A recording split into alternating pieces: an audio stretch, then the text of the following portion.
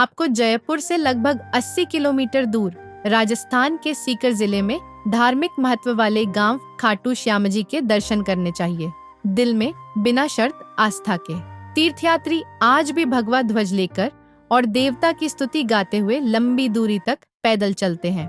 आखिरकार यह श्याम बाबा का घर है, जिनके बारे में कहा जाता है कि वे आपकी हर मनोकामना पूरी करते हैं। खाटू श्याम जी भगवान कृष्ण के पर्याय हैं और इसीलिए उन्हें उसी रूप में पूजा जाता है।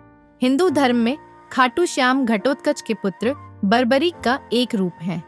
कथा महाभारत से शुरू होती है।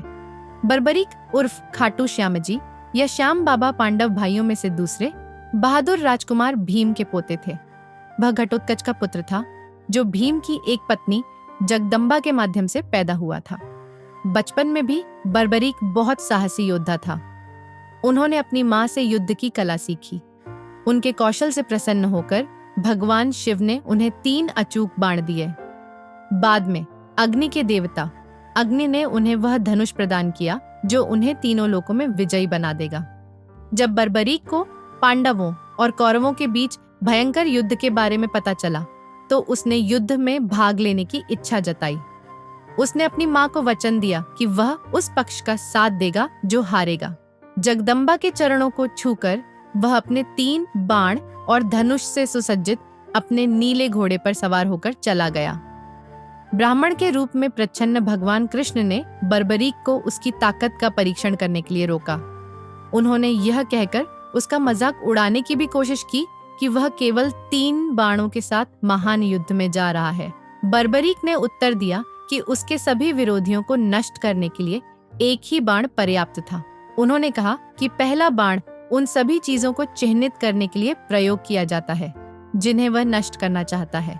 यदि वह दूसरा बाण चलाता है तो यह उन सभी चीजों को चिह्नित कर देगा जिन्हें वह बचाना चाहता है, और तीसरा बाण छोड़ने पर यह उन सभी चीजों को नष्ट कर देगा जिन्हें चिह्नित किया गया है।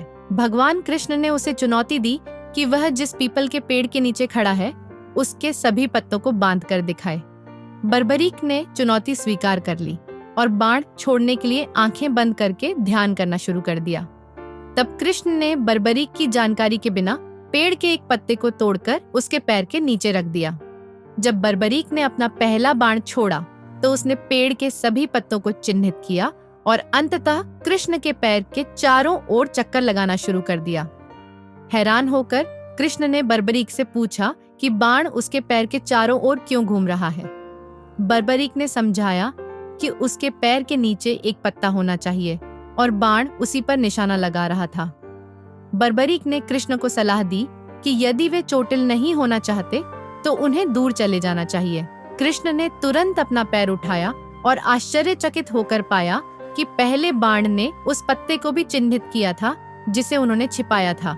बेशक जब तीसरा बाण अंततः छोड़ा गया तो उसने सभी पत्तों को इकट्ठा कर लिया, जिसमें कृष्ण के पैर के नीचे छिपा हुआ पत्ता भी शामिल था, और उन सभी को एक साथ बांध दिया। कृष्ण ने निष्कर्ष निकाला कि बाण अचूक और धन्य थे। उन्होंने लड़के से पूछा कि वह युद्ध में किसका पक्ष लेगा। बर्बरीक ने बताया कि वह उस पक्ष के लिए लड़ेगा जो कमजोर होगा।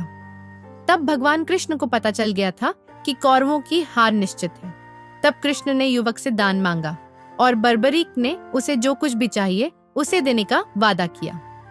भगवान कृष्ण ने तुरंत उससे अपना सिर देने के लिए कहा।